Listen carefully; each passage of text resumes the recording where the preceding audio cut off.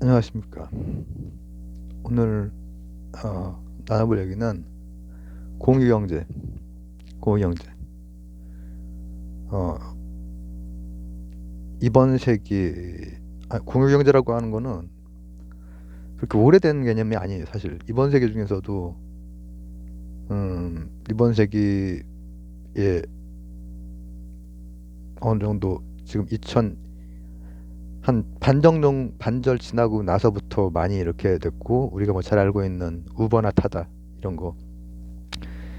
근데 이제 그리고 제가 블록체인 얘기할 때 나중에 공유경제와 결합할 수 있다 이런 거. 그래서 그 관련 기사들도 많이 뜨고 관련된 사건 사고도 많이 떴죠. 어, 원래 그 이상은 뭐고 필요성, 그리고 실제로 좀 잘 돌아갔던 부분들도 있지만은 현실 사회에서는 그렇지 못한 또 것들이 있죠. 이를테면은 음, 공유 택시 안에서 어떤 성희롱 이런 게 돌고 막 그랬던 사건이 있었죠. 자, 이제 공유 경제라고 하는 개념은 제가 고등학교 1학년 수준으로 경제에 대해서 이렇게 한번 네 가지 그걸로 분류를 해본 적이 있죠. 경합성, 배제성 이걸 가지고 공유 경제를 얘기하려면은 일단은 공유지의 비극 여기부터 살펴봐야 돼요. 공유지의 비극. 그러니까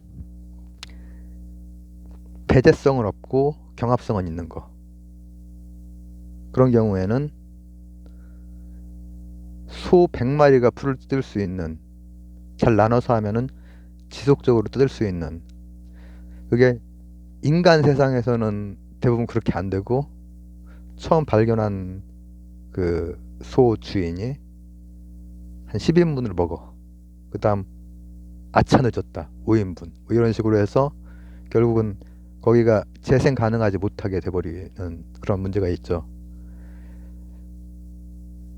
이 공유경제라고 하는 원래 개념은 나 이름이 또 기억을 잘해야 되는데 로렌스 레시거였나? 죄송합니다. 어, 그, 그 하버드 교수하고 또 이제 뭐 제러미 리프킨 이런 양반들이 이제 그런 관련된 개념들 오래 안 된 거예요. 이 세계 그 경제 침체 이후에 나온 거란 말이죠. 그러니까 한 10년 정도라고 생각을 하면 돼요. 대략. 이번 세기를 쭉 온 게 아니라 이번 세기 한 반절 정도. 근데 그런 문제가 있기 때문에 애초에 어떻게 얘기를 했냐면은 아, 이렇게 얘기를 했어요. 내 재화를 공유함으로써 어, 창출되는 사회적 한계 효용. 그러니까 개인 차원에서 한계 효용과 기업의 한계 효용과 이런 것들은 서로 맞지 다른 기준으로 가니까. 근데 이제 사회 전체를 공동체 혹은 진짜 지구촌 이 차원에서 볼 때는 마치 정부에서 총 한계 효용이 가장 높은 지점을 택하는 그 정책을 뭐 쓰려고 하는 것처럼 그렇게 하긴 하되 내 소유여야 돼. 내 소유를 가지고 대여 이게 돼야 된다고 애초부터 이제 했던 거예요. 그건 왜냐? 공유경제는 공유지의 비극을 겪을 수 있기 때문에 막 쓸 거 아니야. 책임 소재가 자 공동으로 소 100마리가 뜯어먹을 수 있는 풀밭을 소들이 좋아하는 풀들이 있는 그거를 100명이서 공동으로 이렇게 뭐라고 하면 좋을까? 출자를 해서 이렇게 해놨어. 그러면은 이제 배제성은 없지만 경합성이 있기 때문에 밤새도록 자기 소를 이제 막, 야, 먹어, 먹어, 먹어, 먹어, 처먹어, 막 하면서, 난 한계효용, 나 이제 그만 먹고 싶어, 먹어, 먹어, 이렇게 할 거 아니야. 먹어, 먹어, 이게 뭐지? 명년 실버다. 명년 실버에서 붉은 곰을 잡아야 되는데, 실버가 아우, 그 역한 냄새 때문에 하니까, 먹어, 먹어, 그 할아버지가 하잖아요. 죄송합니다. 뭔 얘기인지 하나도 모르시겠죠? 먹어. 근데 이 공유경제 역시도 기본적으로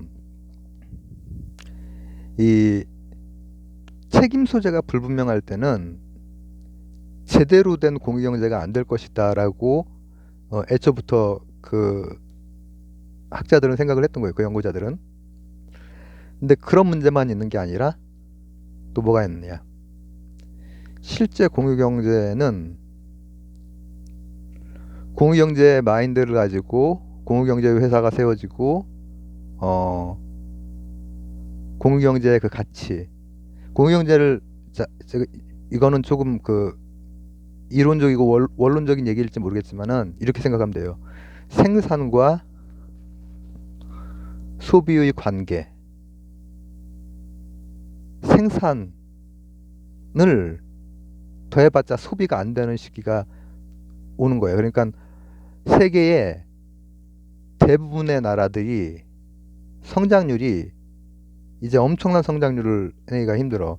영국의 첫 산업혁명 그 시기에서부터 한동안 그 다음 세기 정도까지는 그런 게 가능했지. 그리고 그 이후에 개발, 우리가 개도국 그랬잖아요.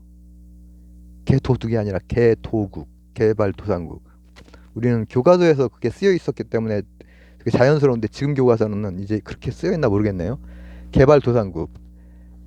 개발하고 있는 그 길 위쪽에 있는 나라라는 얘기야, 우리나라가. 그런 데에는 급격한 성장이 가능했어요. 중국도 그 이제 막 계속 그 WTO에 들려고 막 했고 결국에는 이제 그 시스템 안으로 간신히 들어왔는데 오래된 사건이 아니에요. 그 들어온 게. 그걸 원했던 것은 흑묘 백묘 때부터고 그리고 막 90년대도 막 노력을 하고 했지만은 들어온 거는 세기 넘어서 들어온 거거든요. 들어오고 나서는 급성장을 했지만은 이제 또 한계가 있단 말이죠. 근데 그런 상태에서 생산이랑 소비의 관계가 완전히 이제 그 한번 전환이 되는 거예요. 이제 생산을 통해서 소비를 이끌어낼 수가 없고 이미 생산된 거 예를 들면은 공간 같은 거 제가 지금 어 이거 먼저 할까요? 타다나 우버 같은 경우에는 이동수단의 쉐어링이 되는 거죠. 그리고 또 이 거주지, 공간을 대여하는 그 시스템도 세계적으로 그런 공유경제에 그런 게 있죠. 근데 그 각각이 다 이상적으로 가지 못하는 문제들도 함께 내포가 되어 있는 거예요. 그래서 그, 그 뉴스를 읽어보면은 그런 데에서 문제들이 생긴단 말이에요. 근데 거기에는 공경제의 그 이상을 가지고 그 기업이 이렇게 했지만은 그 안쪽에는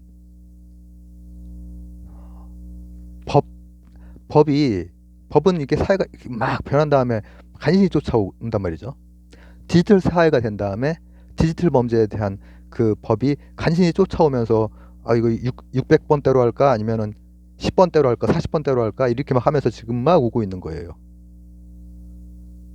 이 디지털 세상에 바뀌었기 때문에 유기에 맞게 유기에서 이런 것들에 대해서 그 이전에 오프라인 그 범죄에 비해서 이쪽은 피해가기가 어렵다라고 하는 그 문제. 근데 그런 것들이 정비되어 가는 과정에서 빈틈들이 있잖아요. 그 빈틈들을 개인이 됐건 기업이 됐건 그 빈틈들만 노리는 그런 또 그게 있을 수 있단 말이죠. 그래서 그 빈틈을 가지고 공유경제가 일단 가능해진 이유 먼저 얘기를 하면은 바로 이거예요. 이런 핸드폰 같은 거. IT의 발달로 바로 예전 같으면은 뭐 하나 예를 들어서 차를 구입한다, 아니면은 뭐 어떤 사무실 오피스텔 하나 그거 한다 그러면은 가서 보고 나 지금 거의 도착했습니다. 뭐 만납시다 해가지고 보고 어떻게 하고 구입하고 끌고 오고 그거 해주는 사람 있고 입주하고 뭐 이렇게 되잖아요. 근데 요게 뭐를 이제 빨라지게 해주냐면은 일단 이게 바로바로 일단 통신이 되잖아요. 근데 그렇기 때문에 이제 바로바로 사는 게 아니라 공유해서 빌려 쓸 수 있는 공간이 됐건 이동수단이 됐건 그 무엇이 될 수도 있어요. 근데 각각의 회사들은 법망의 빈틈을 노려서 이를테면은 자격의 문제가 있어요. 자격. 그 부적격자가 그 이동수단에서 그런 뭐 성범죄를 저지를 수가 있단 말이죠.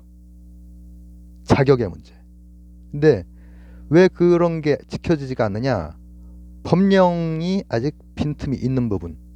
그걸 활용해서 이 기업은 공유의 이상이나 이런 거가 아니라 그냥 기업인 거야. 지금 특정 회사를 뭐 얘기하는 게 아니라 여러 회사들이 있어요. 많이. 이동수단이 됐건 어떤 공간의 대여가 됐건 많은 회사들이 있는데 각각 전 세계적으로 다 마찬가지예요. 법망을 피해가는 거. 예, 어떤 기업이 됐건 사람이 됐건 늘 그런 사람들은 일정 부분 있잖아요. 법망을 피해가. 그러다 보니까는 거기에 투입되는 인력이나 이런 것들을 가장 뭐라고 하면 좋을까? 법망 피해가면서 싸게 후려칠 수 있는 방향으로. 그리고 이제 뭐라고 하면 좋을까? 공간의 대여 이런 것들도 이게 장사가 된다 싶으면은 아예 사업적으로 나가는 거예요. 이 법망. 근데 지금 그런 것들이 규제가 막 우리나라도 그런 것들이 막 논란이 되고 그랬잖아요. 세계적인 현상이에요. 세계적으로 그런 거에 대해서 각각 규제를 하고 사업으로 만들어 버리는 거야. 공유경제가 아니라 그냥 자기 사업으로 자기 걸로 다 해가지고 사업으로. 그러니까 원래 이상적이었던 어떤 한 개인의 일단은 개인의 재화, 그리고 그것을 필요한 사람, 비어있는 시간에 쓴다는 거거든요, 사실요. 그러면은 사회적 총효용이 가장 높아질 수가 있다. 이제는 생산과 소비의 관계가 완전히 그 이전과 달리 전환이 되어 있고, 그리고 이런 기술이 있기 때문에, 그리고 이런 걸 통해서 굉장히 바로바로 되기도 하지만 그 바로바로 되는 데에는 실제로 앞으로 그런 것들이 어떻게 나갈지는 좀 더 두고 봐야죠. 하지만 그 중에 하나가 이런 게 있어요. 당근 아시죠? 전 딱 한 번 해봤습니다. 우리 식구들은 그걸 좀 쓰던데, 거기 보면은 SNS를 통해서 어느 정도의 그거 뭐라고 하면 좋을까? 신뢰할 수 있는 그런 것들이 형성이 돼서, 그러니까 가서 뭐 확인하고 뭐 계약하고 막 했던 되게 복잡했던 과정들이 바로 그냥 단 한 번에 이렇게 되는 거죠. 저는 그 뭐 하나 이렇게 해본 적이 있는데 두 그 사람을 통해서 이렇게 당근 그 평가가 있는데 둘 다 좋은 사람인데 한쪽은 굉장히 그 뭐 있다고 하다 있어 그랬고, 두 번째는 괜찮더라고. 그렇지만 이제 제대로 정착이 되고 한다면은 이제 그런 걸 통해서 그러니까 생산이 이미 되어 있는 것들이 필요한 사람들에게 바로바로 뭐라고 합니까? 공유가 되는 거지. 공간이 됐건 운송수단이 됐건 재화가 됐건. 근데 이제 그것들이 현실 사회에서는 각 기업들이 그걸 하게 되고 그 기업은 가장 후려치는 방식으로 하고 법망을 피해가는 방식으로 하고 거의 법망을 피해가는 정도가 아니라 법률을 어기는 방식으로 사실은 많이 하거든요. 그렇기 때문에 그리고 또 적격 제한 문제가 있고 각각의 그 공유 어떤 자원 공유 재화에 관련된 그 서비스의 그 인원들 있잖아. 그 자격, 부적격, 적격 이런 문제가 있단 말이죠. 그게 늘 문제가 되는 거예요. 그러나 공유 경제라고 하는 그 개념 자체는 앞으로 이를테면은 자율주행차의 시기가 오고 그 자율주행차가 내가 테슬라를 산다, 어떤 모델을 산다, 로드스터를 산다, 막 1, 2초 만에 총알처럼 가는 허머를 산다 이렇게 될지 아니면은 그거 사가지고 그게 하루에 모든 집에 한 대씩 혹은 두 대씩 차 두 대씩 있는 집도 많잖아요. 그런 차가 있게 되면은 이게 생산하고 소비하고 이렇게 봤을 때 예전 산업혁명 시기라면 그 가능한데 지금 같은 경우에는 효율성, 전체 효율성으로 볼 때는 그게 아니라 차가 두 대가 있으면 출근할 때나 퇴근할 때 각각 이를테면은 뭐 한 2시간씩 쓴다. 24시간 중에. 그러면 그 차를 가지고 그러니까 처음에 그 학자들이 얘기했던 게 왜 자기 차여야 되냐면은 공유지의 비극을 막기 위해서는 자기 차여야 돼. 일단은 소유주는 있는 거야. 안 그러면은 정말 완전히 개판이 되는 거지. 공유된 차면은 아마 그 스트리트 파이터 2의 보너스 게임에서 차 부시는 거 있잖아요. 막 제가 켄이랑 류로 많이 했지만은 어쨌든 뭐 춘리도 막 이렇게 막 탁 돌면서 차를 부시잖아요. 그렇기 때문에 이제 그렇게 된 거예요. 근데 2시간 외에 나머지 시간이 다 공유할 수 있는 것이 되면은 효율성이 갑자기 어떻게 2 곱하기 12가 24시간이잖아요. 12배 효율성이 나오잖아요. 12배 효율성이.